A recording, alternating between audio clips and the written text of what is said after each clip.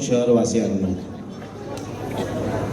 नवापूर शहरामध्ये निवडणूक जाहीर झाली आणि जसे आरक्षण निघालं, हे ओबीसीचं आरक्षण निघालं. 371 जाती ओबीसी मध्ये येतात. तर आमच्या जे नेते आहेत, आम्ही त्यांचा खूप रिस्पेक्ट करतो, परंतु त्यांनी शहराच्या दृष्टीने जे ओबीसी समाजाला न्याय दिला पाहिजे, जो गावाचा माणूस पाहिजे होता, जो हक्काचा माणूस पाहिजे होता, त्याला न निवडता त्यांनी आपल्या जवळचा किंवा आपल्या ऐकणारा किंवा ऐकवणाऱ्या माणसाची निवड केली. मला सांगा, नवापूर शहरामध्ये ओबीसी समाज नाही का? आहे का नाही? 371 जाती आहेत, तर त्याच्यामध्ये एकही ओबीसी समाजाचा माणूस नाही का? तर हे एक चिंतेची बाब आहे की नवापूर शहराला नेतृत्व फक्त यांनीच द्यायचं का? सामान्य माणसाचा हक्क नाही का? ज्या दिवशी निवडणूक जाहीर झाली, त्या दिवशी आरक्षण झालं, त्याच दिवशी मी ओबीसीची पार्टी घेऊन फेसबुक आणि व्हॉट्सअपला माझा फोटो अपलोड केला. परंतु यांना ते कळालंच नाही मी का फोटो घेतला होता, की मी पार्टी घेऊन का उभं होतो. तर मला त्यांना सांगायचं होतं की एक सामान्य माणसाची आता वेळ आली की त्यांना नेतृत्व करायला संधी दिली पाहिजे, परंतु यांना ते जमलं नाही आणि त्यांनी स्वतःच्या संस्थेतली कर्मचाऱ्यांना त्यांनी आपल्याला नेतृत्व करण्याची संधी दिली. आता त्यांची काय इच्छा असेल, नवापूर शहराच्या दृष्टिकोनातून त्यांनी काय हे विजन ठेवलं असेल ते त्यांना माहिती. परंतु नवापूर शहराच्या लोकांना मी सांगू इच्छितो, इथे जेवढे बी बसलेले आहेत, त्यांनी आपल्याला शाळेमध्ये जे नागरिक शास्त्र शिकवलेलं आहे, त्या नागरिक शास्त्रामध्ये एक विषय होता, राजकारणाचा विषय होता, त्याच्यावर स्थानिक स्वराज्य संस्था, ही स्थानिक स्वराज्य संस्थेचा एक मूलभूत पाया जो असतो तो स्थानिक लोकांनी त्या स्थानिक स्वराज्य संस्थेचं नेतृत्व केलं पाहिजे. परंतु इथे आमचे नेते आमच्यावर त्यांचे ओझं आमच्या अंगावर टाकण्याचा प्रयत्न करत आहेत. मी गेल्या 15 वर्षापासून नवापूर शहरात पत्रकारितेच्या माध्यमातून सामाजिक कार्यकर्ता म्हणून मी बरेचसे आंदोलनं केले आहेत, पण मला आंदोलनामध्ये ज्यांनी दाबून ठेवलं की आता तुम्ही खड्ड्यांची परिस्थिती बघितली असतील, सर्वांनी खड्डे म्हणजे अक्षरशः ज्येष्ठ नागरिकांना तर अनेक आजार जळले, परंतु यांनी त्या खड्ड्यावर कधी उपाययोजना केल्या नाही. आणि हे सत्तेमध्ये हेच आहेत, दोघे भाऊ, राष्ट्रवादी आणि काँग्रेस सोबत आहेत. ते सत्ता आली म्हणजे इलेक्शन आलं म्हणजे वेगळे होतात, आणि इलेक्शन झालं की मग सत्ता मांडीला मांडी लावून बसायचं आणि सर्व खाऊ वाटून खायचा. ह्या पद्धतीने त्यांनी नवापूर शहराला पूर्णपणे शापित केलेलं आहे. आज तुम्ही बघाल, नवापूर शहराच्या एकूण पूर्ण या शहरातील भागामध्ये एकही रस्ता असा नाही की जो खड्डे नसतील. खड्डे सोडा, आज शिवाजी रोड गेल्या, या शिवाजी रोडच्या मी स्वतः या शिवाजी रोडला राहतो. या शिवाजी रोडची परिस्थिती गेल्या 15 वर्षापासून जैसे ते आहे. जो रोड बनतो तो 6-8 महिन्यामध्ये खराब होतो. तर याच्या मागे काय लॉजिक असेल तर एकच आहे, ते म्हणजे टक्केवारी. यांची टक्केवारी जोपर्यंत बंद होत नाही तोपर्यंत हे नवापूर शहर कधीच सुधारणार नाही.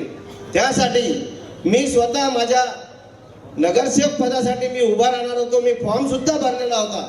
मला भाऊंनी सांगितलं, तुला विकास आघाडीचं नेतृत्व करायचंय, शरद दादांसोबत तुला काम करायचंय, ते जे आदेश देतील त्यानुसारच तुला काम करायचं आहे. तर मी ते माझा फॉर्म सुद्धा मागे खेचून घेतला. माझ्या जवळचे खूप लोक माझ्यावर नाराज पण झाले, परंतु मग झाला एक असं नेतृत्व मिळत आहे नवापूरला की तो खाणार बी नाही, खाऊ देणार पण नाही. तर त्यासाठी आपल्याला ज्या पद्धतीने या लोकांनी जाऊ द्या, खड्डे जाऊ द्या, रस्ते जाऊ द्या, धूळ जाऊ द्या, अहो स्मशानभूमीमध्ये लाकडं मिळत नाही, पाणी मिळत नाही. आता कोणत्या सुविधा यांनी बाकी ठेवल्या? स्मशानभूमीमध्ये तुम्ही किती लोकांनी तक्रारी केल्या आहेत माझ्या बरोबर. मी त्या स्मशानभूमीमध्ये ज्यावेळेस बघायला गेलो तर तिथे जे अस्थि काढतात त्या अस्थीचे चिमटे सुद्धा नव्हते. मी माझ्या मित्रांना सांगितलं की आपण सर्व मिळून एक काम करू. तो मला नव्या हंडीमधील आपले पिंटू भाऊ यांना सांगितलं मला हे चिमटे बनवून द्या. त्यांनी चिमटे बनवून दिले. माझे एक मित्र आहे, सुरतचे मित्र आहेत, त्यांनी मला मी सांगितलं की आपल्या इथे मृत व्यक्तीची आंघोळ घालण्यासाठी टेबलची व्यवस्था नाही. तर मी त्यांना सांगितलं की तुम्ही टेबलची व्यवस्था, त्यांनी मला टेबल आणून दिला.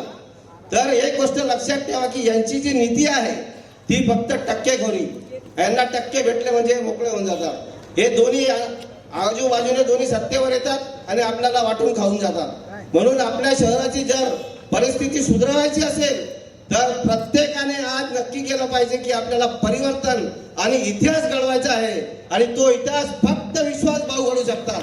म्हणून आज आपल्याला सर्वांना एक ताकद मिळत आहे.